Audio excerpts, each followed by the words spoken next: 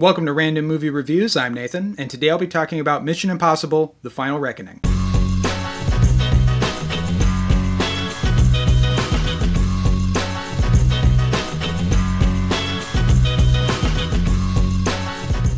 So I just got around to watching the latest Mission Impossible movie. A few months ago for this channel, I did a ranking of all the Mission Impossible movies because I consider myself to be a pretty big fan of this series. And I became a big fan starting with Ghost Protocol. That's really what kind of ignited my love of Mission Impossible. And then from there, the movies kept getting better and better, going from Ghost Protocol to Rogue Nation to Fallout, and Fallout being not only the best Mission Impossible movie, but one of the greatest action movies ever. Like, it's seriously in that conversation in terms of just amazing action filmmaking, and that is hands down my absolute favorite Mission Impossible movie, and that seems to be the common consensus with most fans. And I remember rewatching Mission Impossible Fallout just before Dead Reckoning was coming out, and I rewatched it and I was just like, how are they going to top this movie? Or like, how are they even going to come near the same quality? I don't know, but you know what? They've been on a run since Ghost Protocol, so, you know, watch me eat my words. Unfortunately, that was not really the case. Now, Dead Reckoning is not a terrible movie, but it's probably my second to least favorite of the Mission Impossible series. I should note that there's a pretty huge quality difference between Mission Impossible 2 and the rest of the series. Mission Impossible 2 is genuinely a really, really bad movie, and all of the other movies, even the ones that I don't like as much, are significantly better. So let me just get that out of the way right now. Dead Reckoning is not a terrible movie, but it just felt like the series was running low on ideas. We were starting to go over the same stuff that we've seen in other movies before, but not done nearly as effectively or nearly as exciting or gripping as in previous movies. There was the killing off of Ilsa Faust, one of my favorite characters who was introduced in Rogue Nation. The way she was killed was really anticlimactic to me. And she was such a huge new character that shared genuine chemistry with Tom Cruise and his character, Ethan Hunt. And the way they just killed her off was so like, really? That's it? For this awesome character? One of the best in the series? That's the way you treat it?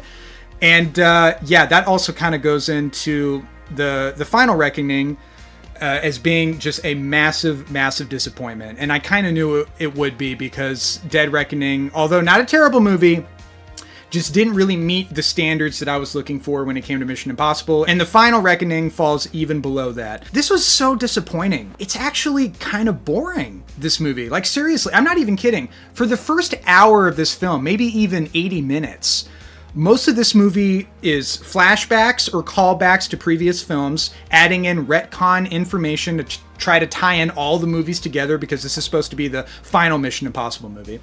And then there's expository scene to expository scene to expository scene. I'm not even kidding. For the first hour, at least over an hour of this movie, is just boring dialogue scenes. And then there's a moment early on where Luther, spoiler alert, Ving Rhames' character, who's the only other character that's been in every Mission Impossible movie, with the exception of Tom Cruise, he dies, which I wasn't really that surprised, because this is the final movie, and you know, it's kind of tradition to kill off a major character in a series that's as long as this, and I figured Ving Rhames would be the one. So he dies, and then from there we go to several more expository dialogue scenes. It's like, dude, where is the action? Like, what are we doing? Why is this movie, like, so goddamn meandering? Like, seriously.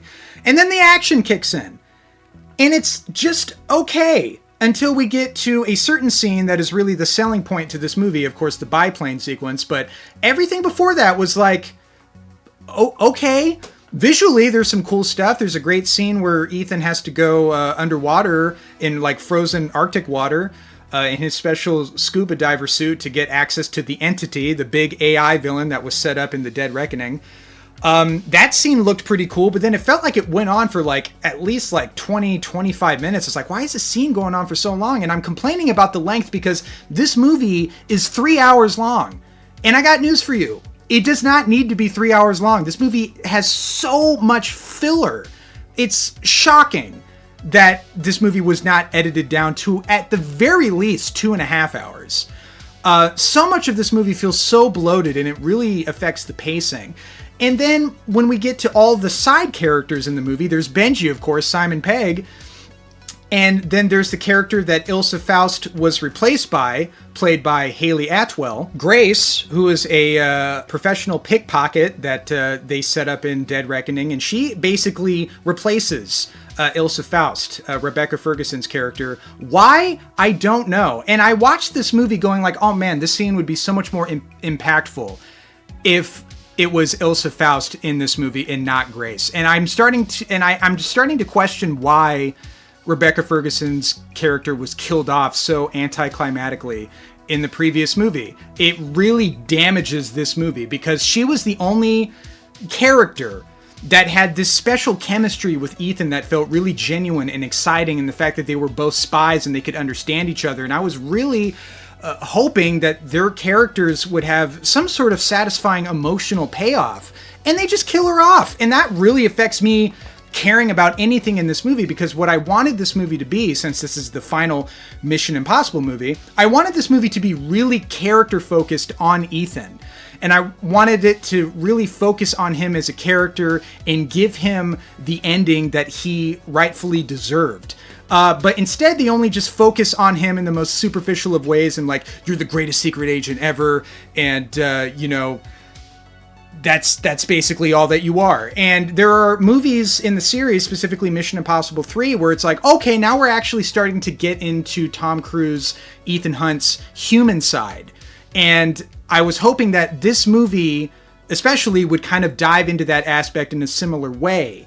And the movie really doesn't. This is basically just Tom Cruise doing the standard Tom Cruise stuff that we've seen in other Mission Impossible movies, but not nearly as good. Now let's get to the big selling point of this movie. There's the big biplane sequence, right? And of course, it's the highlight of the movie. It's the best thing about this movie by a pretty huge margin. Genuinely exciting, impeccably filmed. And I should say, as a whole, the movie looks beautiful. It's something like a $300 million movie. It's like, my God, very expensive movie, but it looks like a very expensive movie. So visually, it looks good. All the technical aspects are fine. It's just the pacing is really off. The suspense and the gripping nature of the plot didn't really work on me because it just felt so generic and kind of dull, especially when you consider that all the other previous Mission Impossible movies up from Ghost Protocol to Fallout all deal with nuclear weapons, and it's like, you guys really couldn't think of anything else? So we have another nuclear weapon plot, and the ending of this movie is almost exactly like the ending to Fallout. So we have the biplane sequence that goes into the biplane chase sequence that is very reminiscent of the Fallout helicopter sequence, which is also a chase sequence where Ethan is going after Henry Cavill.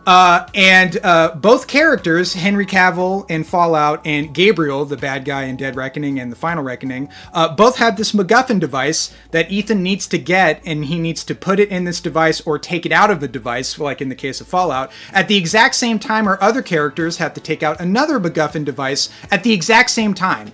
And they do it in the last 10 seconds. It's the exact same thing. It is the exact same climax to Fallout. And I actually went, really? You guys are just going to do the same thing as Fallout? Wow. That's really disappointing. And then the movie ends as if we're going to get another Mission Impossible movie, when there's been a lot of talk about how this is the final one. So, and it doesn't even really feel like that. So, I'm sorry, but this movie was really disappointing. There are some people that disagree. There are some people that really enjoyed this movie. This is kind of a polarizing film. There's a lot of people that like it and a lot of people that are on the disappointed side of it, such as myself. So, opinions will vary. I'm looking forward to hear what you guys think about this movie. But yeah, this one is probably my second least favorite Mission Impossible movie overall.